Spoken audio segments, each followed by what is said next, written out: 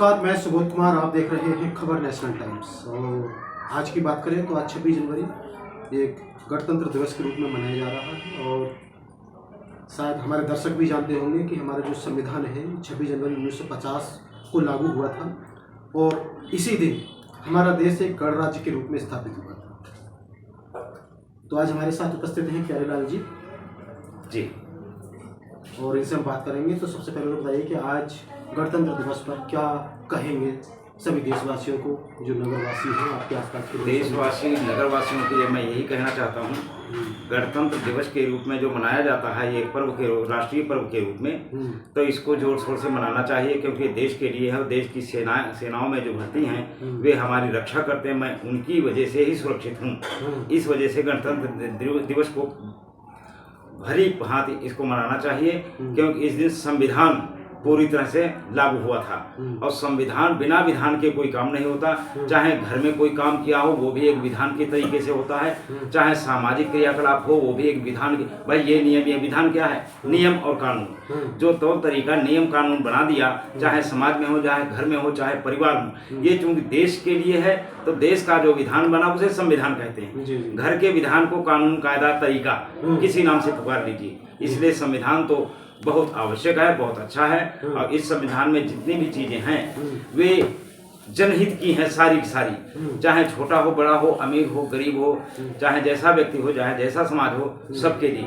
विशेषकर SC/ST community के लिए, विशेषकर महिलाओं के लिए, विशेषकर अन्य लोगों के लिए। जैसे RBI वगैरह खोला वो बाबा साहब डॉक्टर भीमराव अंबेडकर की ही देन है। नहीं तो RBI की बात खोलने के लिए किसी के जहन में नहीं आया अब तक। इतने बड़े बड़े, चाहे राजगोपालाचार्य हो, चाहे चंद्रशेखर आजाद हो, चाहे सुभाष चंद्र बोस हो, चाहे गोपाल कृष्ण गोखले हो, चाहे महात्मा गांधी हो, चाहे जवाहरलाल नेहरू हो, कोई भी हो, लेकिन ये रिजर्व बैंक ऑफ इंडिया का जो मकसद आया बाबा साहब भीमराव अंबेडकर के ही जहन में आया और उन्होंने RBI कायम की। जी। अच्छा, इसकी जो डेट रखी गई थी वो 1 अप्रैल रखी गई थी, लेकिन आज के समय में हम 1 अप्रैल को तो मतलब एक फूल के रूप में मनाते हैं, जैसे कि कहते हैं मूर्ख, मतलब 1 अप्रैल फूल। इस पर क्या कहेंगे फिर? फूल डे मनाते हैं, ये अंग्रेजों के ब्रिटिश पीरियड से चला आ रहा है। 1 अप्रैल फूल डे नहीं है, क्योंकि 1 अप्रैल तो हम तो इस दृष्टि से मनाएंगे कि 1 अप्रैल से नया साल शुरू होता है हिंदी का।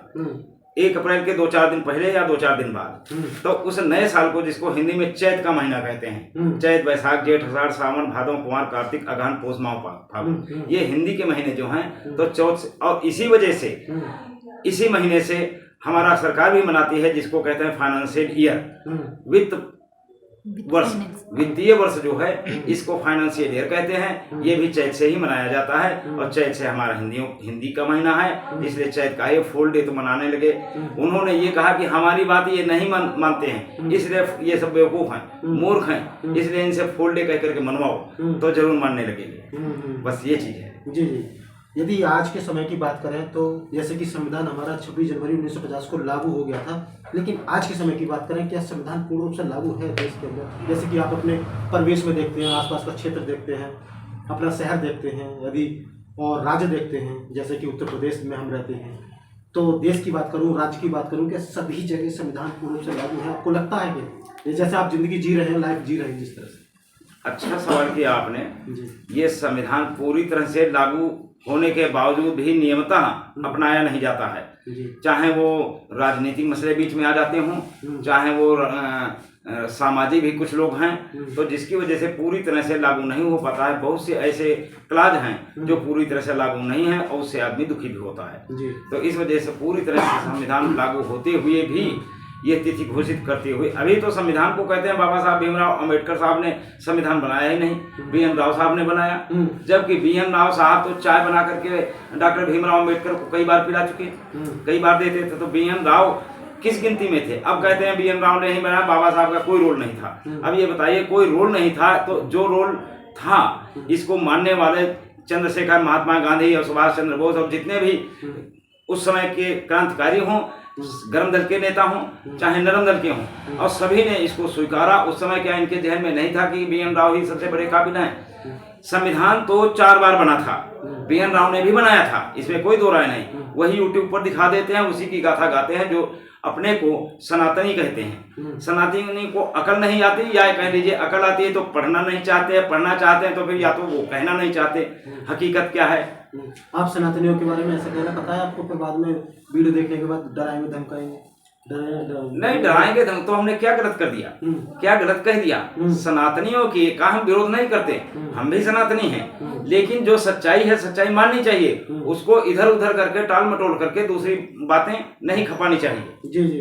अच्छा, आज मुझे ये बताइए कि जैसे कि अगर मैं बात करूं, जैसे गणतंत्रात्मक का मतलब ये भी होता है कि जैसे कि जनता का राज जनता के लिए, कानून का राज कानून के लिए, नहीं कि जैसे जनता को डराने के लिए धमकाने के लिए। तो क्या आज आप रहते हैं वहाँ, बहुत सारी आबादी रहती होगी, आपके आस पड़ोसी भी रहते होंगे, शहर भी में, जिस शहर में रहते हैं, जिस राज्य में रहते हैं, क्या बस जनता कानून जनता के लिए लगता है आपको? कानून का राज, कानून का राज जनता के लिए बहुत कुछ है और लगता है और लागू भी है, बहुत कुछ है, लेकिन कई चीजें ऐसी आ जाती हैं बीच में जो उल्टी सीधी हो जाती हैं, सही को गलत, गलत को सही कर देते हैं और उसी ढर्रे पर बहुत लोग चले जाते हैं। तो ये चीज है तो सही, कानून में सब कुछ सही है, कानून में कोई चीज अनर्थ नहीं है, बेकार नहीं है, कानून की दृष्टि से सब सही है। क्या कानून का पालन हो रहा है? कानून का पालन बहुत कुछ हो रहा है, कहीं कहीं नहीं हो रहा है, वहाँ गड़बड़ हो जाता है। कानून का पालन तो होता है, बिना कानून के कौन सा काम नहीं होता। कानून से ही सारे काम चलते हैं जितने हैं, लेकिन बिना कानून के कोई काम नहीं होता है। और किसी क्षेत्र में बिना कानून के नहीं होता है, चाहे मुआवजे की चीजें हैं, बिना कानून के मुआवजा थोड़े मिल जाएगा। कानून को ही ध्यान में रखते हुए कितना सर्किल रेट क्या है, वहाँ का सेक्टर रेट क्या है, जो गवर्नमेंट ने उसको डिसाइड कर दिया, वो कानून के ही तहत तो डिसाइड किया, जो पेमेंट सरकार करती है। अब वो चीज अलग की है कि वो जमीन कैसी है, नीचे के अधिकारी लोग कैसे बता देते हैं ये एलएमसी है तो उसको नहीं मिलेगा, या वो किसी व्यक्ति विशेष की है प्रॉपर्टी, उसका दाखिला खारिज नहीं है तो पीछे वाले के नाम पर है, वो चीज अलग की है। तो कानून के हिसाब से बहुत कुछ चल रहा है। जी जी। अच्छा, जिस देश में जैसे जो संविधान को मानने वाले हैं वो संविधान को ही अपना सर्वोपरि ग्रंथ मानते हैं, वो कहते हैं कि संविधान ही हमारा सबसे बड़ा ग्रंथ है। लेकिन कुछ विशेष वर्ग के लोगों को, जैसा कि अभी आपने एक वर्ड यूज किया था सनातनी, तो कुछ विशेष धर्म के लोग या वर्ग के लोग उनको कहता है कि यार वो ये संविधान सबसे बड़ा ग्रंथ कैसे हो सकता है। तो यदि मैं आपसे पूछूं, इस देश का सबसे बड़ा ग्रंथ संविधान है या फिर क्या है? क्योंकि आज संविधान की बात कर रहे हैं। देखो देश, हाँ, देश के लिए जो ग्रंथ है सबसे बड़ा ग्रंथ संविधान ही है। देश का कोई और ऐसा ग्रंथ नहीं है जिसको सब मानते हों। कानून की दृष्टि से सभी लोग मानते हैं, राजसी राजकाज में भी सभी लोग मानते हैं, जनता जनार्दन में भी सभी लोग मानते हैं। इसलिए जो कानून का या संविधान जो है यही सर्वोपरि ग्रंथ माना जाना चाहिए। अब नहीं मानते हैं वो चीज अलग कि कोई कह दे हम तो मानते ही नहीं, हम तो मानते नहीं, उसका तो कोई कुछ कर नहीं सकता। संविधान को सबसे बड़ा ग्रंथ माना जाना चाहिए, मैं तो ये कहूँगा। दूसरे ग्रंथ जो हैं इससे बड़े नहीं हो सकते, जिसके कानून कायदे से, जिसके नियम अनुकूल और जिसके तहत सारे कामकाज हो रहे हैं, देश चल रहा है, देश के कानून चल रहे हैं, मिलिट्री में फौज भर्ती हो रही है, वो हमारे रक्षक हैं, तटरक्षक हैं, सीमा पर बॉर्डर पर हैं, जहाँ भी हैं, जो सरकारी कार्यक्रम चलता है, सरकारी नौकरियां मिलती हैं, वहाँ काम होते हैं, इसीलिए होते हैं क्योंकि संविधान के तहत हैं। इसलिए संविधान ही सर्वोपरि ग्रंथ होना चाहिए। और संविधान में तो ये कहूँगा कि उसको सभी स्कूलों में, कॉलेजों में, प्राइमरी से लेकर पाठ्यक्रम में सम्मिलित करना चाहिए। जी जी जी जी। अब जैसे कि वे ग्रंथ तो और हैं जो बच्चों को तालीम दी जा रही है, जिस तरह से बच्चों को मतलब अग्रसर किया जाता है कि जैसे कि अगर किसी स्कूल में प्रदर्शनी होती है, प्रदर्शनी में जैसे कि किसी बच्चे से बोल दिया कि भाई आप हवन कुंड बना के लेके आना, ठीक है, किसी बच्चे से बोल दिया कि आप जी वेद की प्रदर्शनी बना के लाना जिसमें 4 वेद हों, ठीक है, किसी बच्चे से बोल दिया कि आप किसी जगन्नाथ धाम बना के लेके आना, आप किसी से कह दिया आप राम मंदिर बना के लेके आना, लेकिन उसमें कहीं भी जैसे कि ये कहते हैं जी बल्ब जला के लेके आना, वो एक एक्सपेरिमेंट हो गया। या दूसरी चीज़ कुछ टेक्निकल चीज़ें, तो अगर आप इस चीज़ को देखते हैं जैसे कि इन चीज़ों को, बच्चों को अगर अग्रसर किया जाए शिक्षा से अलग, तो आप इस चीज़ पे क्या कहेंगे इस तरह के अगर कृत्य हो? देखिए, कल्चरल प्रोग्रामों में कुछ भी कहा जा सकता है, चाहे वो अब कोई कल्चरल प्रोग्राम करा रहा है, कोई कुछ बच्चे की मेमोरी या उसकी एक्टिविटी देखने के लिए कह दिए शंख बना के लाइए। अब शंख बना करके लाया या कैसे बनाया बनवाया, तो उसकी मेमोरी और उसकी थिंकिंग पावर कितनी है, तो उस चीज को बनाने के लिए कोई भी स्कूल कॉलेज या कहीं भी बताया जा सकता है कि ये बनाइए, तो उसको वन वे नहीं लेना चाहिए। जी जी। तो इस वजह से उसको करते हैं, ठीक है, अच्छा है, उनका क्षेत्रीय प्रोग्राम है, क्षेत्रीय मामला है, चाहे स्कूल का हो, कॉलेज का हो या समाज का हो, किसी संगठन का हो, तो क्षेत्रीय मामला होता है, वो कुछ भी कहा जा सकता है, कुछ भी बनवाया जा सकता है, इसमें कोई बात। बिल्कुल बिल्कुल। जैसे कि हमारा संविधान है सभी धर्मों को समान सम्मान देता है, एक आस्था का भी विषय होता है। यदि आस्था की बात की जाए तो आस्था को लेकर जैसे कि आप क्या कहेंगे, जैसे कि आज के दिन अगर जैसे कि आप भी की आस्था में पूरी दिलचस्पी रखते हैं या क्या कहेंगे? देखिए, आस्था, अगर सनातन की बात करूं, हिंदू परंपराओं की बात करूं, देखिए आस्था अलग चीज है, संविधान अलग चीज है। जी जी। संविधान की सोच, संविधान की थिंकिंग, संविधान के ऊपर चलना, संविधान के तहत अनुकरण करना, ये चीज अलग है। लेकिन आस्था इसके अंदर नहीं घुसती। आस्था तो अलग ही चीज। आस्था अहोभाव, मनोभाव, मनोवृत्ति से उत्पन्न होती है, किसमें श्रद्धा है, और श्रद्धा का नाम आस्था है। इसलिए वह श्रद्धा नहीं है संविधान में, संविधान मानते सब हैं, लागू भी सब पर है, लेकिन आस्था की चीज है, आस्था का रास्ता ट्रैक अलग हो जाएगा। अच्छा, सभी मानते हैं संविधान को? हाँ, सभी मानते हैं, कौन नहीं मानता? कोई नहीं ऐसा है जो ना मानता हो, सभी मानते हैं। कुछ लोग तो कहते हैं कि भाई हम सनातनी हैं, हिंदू गर्व से कहते हैं हम हिंदू हैं, और कहते हैं कि हमें संविधान में भगवा चाहिए, हिंदू राष्ट्र चाहिए। नहीं, वो सोच है, अब हम ही हैं। हम जो है पढ़ते हैं, रामायण भी पढ़ी है, महाभारत पढ़ी है, सारी रामायण करीब करीब पढ़ डाली हमने, और हमने संविधान भी पढ़ा है, बाबा साहब के ऊपर हमने एक किताब ही लिख डाली। तो ये चीज अलग अलग है, कौन किस तरह उसकी थी, मैनी मैन मैनी माइंड्स, हर व्यक्ति की थिंकिंग अलग अलग है, सोच अलग अलग जिसको कहते हैं। तो इस वजह से सनातनी ठीक है, उनका अपना ध्येय अलग है और लोगों का अलग ध्येय है, लेकिन उनको मानना चाहिए संविधान को, और सभी को मानना चाहिए। साधु, सन्यासी, महंत, ऋषि, मुनि, कौन नहीं संविधान को मानता है? सब संविधान को मानते हैं। जी जी जी। अच्छा, कुछ लोगों की सोच है, जैसे कि कुछ आपने देखा होगा कि कुछ लोग देश में निकाल रहे हैं कि जी हमें हिंदू राष्ट्र की यात्रा निकाल रहे हैं, ठीक है, और कुछ अगर मैं दूसरे तरफ जाऊं, दूसरे पक्ष की बात करूं, तो दूसरे पक्ष जैसे कि कहते हैं कुछ कहानियां बताते हैं, जैसे हम किताबों में पढ़ते हैं, कुछ कहानियां काल्पनिक बताती हैं, कुछ कहानियां होती हैं। तो क्या आप क्या कहेंगे, क्या कुछ जैसे कि अगर मान लो किसी की परंपरा को काल्पनिक, या रामायण हो गई या कुछ और हो गया, भागवत हो गई, मतलब इससे काल्पनिक मतलब कथा था कहते हैं, क्या इस पर आपका क्या राय है, आपका स्टैंड क्या होगा? देखिए, काल्पनिक जो भी कथा भागवत जो भी है, वो केवल मन, मस्तिष्क, दिलो दिमाग को मोड़ने के लिए होता है। जी जी। और मनोरंजन के लिए होता है। अब मन को कैसे मोड़ा जाए? मान लिया 26 जनवरी है, एक बनिया के यहाँ एक चोर घुसा, चोरी करने लगा, करते करते बनिया ने देख लिया, बनिया ने उस चोर को कहा तुम मत भाग, कहने में मैं सामान ले जाऊंगा। इतने में गाने की धुन चल रही थी, और उसका ट्रांजिस्टर उस पीरियड में बजा करता था। ट्रांजिस्टर में जनगण मन अधिनायक की आने लगी ट्यून। अब जब जनगण मन अधिनायक गाने लगा वो ट्यूनिंग में, तो चोर जो था वो सावधान होकर के खड़ा हो गया। अब खड़ा रहा, अब इतने में वो बांधता रहा उसको, चोर को, किसको जाने नहीं देंगे, रस्सी से बांध करके कोर्ट में पेश किया। पुलिस में FIR दर्ज कराई उस चोर के लिए कि मैं बांध के लाया हूँ, पकड़ के लाया हूँ। जब जज ने पूछा कैसे बांधा, कैसे पकड़ा, उससे कहा सफाई दो, तो सफाई क्या कहने लगा, मैं तो चोर हूँ, चोरी करता हूँ, और इनके यहाँ गया था, इसी के साथ में इनकी जनगण मन अधिनायक की ध्वनि आने लगी, और उस धुन में को मैं सावधान होकर के सुना मैंने, क्योंकि जनगण मन की थी, राष्ट्रगान था, हमको सावधान होना था, लिहाजा मैं सावधान हो गया, और ये हमको बांधते रहे। जज ने फैसला सुना दिया कि तुमसे ज्यादा क्रूर और कोई नहीं हो सकता।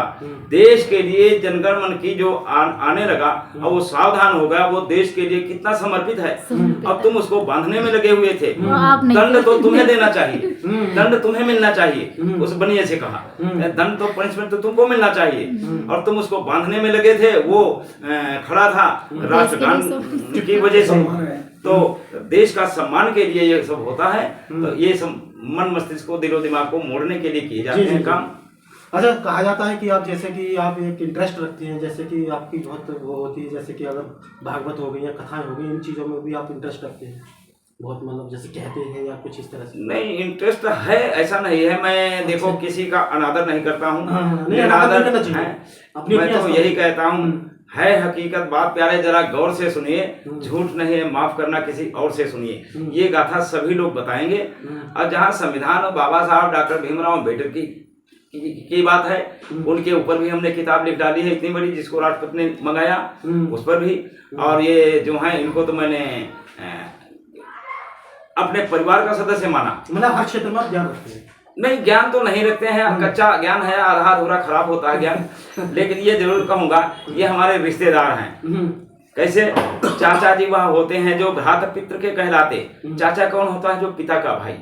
चाचा जी वह होते, चाचा जी थे नेहरू जी और बापू थे पिता थे। चाचा जी वह होते हैं जो भ्रात पितृ के कहलाते। सुनो, पिता के पिता हमारे बाबा जी हैं कहलाते। तो इस तरह से हमने काफी कविताएं लिख डाली और गद्य में ही पद्य में ही है। तो सुनो, पिता के पिता, पिता के भी पिता जो होते हैं वो बाबा साहब। हमने बाबा साहब के ऊपर जब किताब लिखी उसी में लिखा था। और उसमें लिखा, ये परिवर्तन किताब का नाम है। परिवर्तन इसलिए, आजादी के पहले क्या था, अब हमने क्या पाया है, इस गाथा का सार बताने यह परिवर्तन आया है। उसमें सारा संविधान की प्रक्रिया, उनके बचपने की पढ़ाई लिखाई, शिक्षा दीक्षा और अपनी वकालत, और वो केस जो लड़ा था उन्होंने, एक बनिए के लड़के को फांसी की सजा हो गई थी, वो केस, उसका भी जिक्र किया। और मालाबार से एक पत्र मिला था दुखी दलित नर नारी का, उसमें सारी गाथाएं लिखी थी कि औरतों को पहनने के लिए कपड़े नहीं हुआ तो, तन पर ढकने के लिए कपड़ा नहीं दिया जाता था, न पहनने दिया जाता था, तो उनकी भी गाथा। और बाबा साहब ने जब उनकी चिट्ठी पढ़ी तो सभी मजहब में खड़े होकर के रोने लगे। आज हमारे लोगों की यह दुर्दशा हो रही है। उन्होंने तुरंत चल दिए, अपना थैला उठाया और चल दिया वहाँ मिले जाकर के। सबसे पहले डीएम से मिले जाकर के वहाँ से, क्योंकि प्रशासन सबसे बड़ी चीज होती है। तो बाबा साहब सबसे पहले डीएम साहब से मिले, वहाँ एसपी एसएसपी साहब से मिले, और उसके बाद वहाँ उनके साथ पहुँचे और उनको गाइड किया कि ऐसे नहीं, ऐसे होना चाहिए। आज से चलो आप लोग सुखी रहिए, सब तरह का कपड़ा पहनिए और सबके साथ सौहार्द का वातावरण रखिए। जी जी जी। तो आज 26 जनवरी है, गणतंत्र दिवस है। तो सभी के लिए, जो देशवासियों के लिए क्या संदेश देना चाहते हैं? और जो बच्चे हैं, यदि शिक्षा की बात की जाए तो बच्चों को किस तरह से शिक्षा की ओर अग्रसर होना चाहिए, उन्हें किस तरह से शिक्षा ग्रहण करनी चाहिए? जो छोटे छोटे बच्चे हैं, देश के नौजवान हैं, युवा साथी हैं, उनके लिए क्या संदेश देना चाहते हैं? मैं आम जनता को संदेश देना चाहूँगा कि 26 जनवरी को जोर शोर से मनाया जाना चाहिए और उनको कोई न कोई प्रोग्राम करके उनके चेहरे पर मुस्कान लाने के लिए प्रयास किया जाना चाहिए। जहाँ तक शिक्षा की बात है, बच्चों को शिक्षा देनी चाहिए, दिलाने के लिए प्रयास किया जाना चाहिए। बच्चों को किसी भी हालत में शिक्षा से वंचित नहीं रखना चाहिए, चाहे पड़ोसी का बच्चा हो, चाहे अपना घर का बच्चा हो, चाहे समाज का बच्चा हो। लेकिन उसको कम से कम इतना बताना चाहिए, गाइड करना चाहिए, बेटा पढ़ो, अच्छे नंबर लाइए, पीछे जितने नंबर आए थे तुमसे आगे कोई दूसरा ना निकल जाए। इसलिए बच्चों को ऐसी गाइडेंस देनी चाहिए जो संस्कार बने, और संस्कारित बच्चा हर क्षेत्र में कामयाब होगा तो ज़्यादा ठीक है। जी जी, बहुत बहुत धन्यवाद आपका। तो बच्चों को शिक्षा की ओर अग्रसर करना चाहिए, बच्चों को पढ़ाना चाहिए, तालीम देनी चाहिए।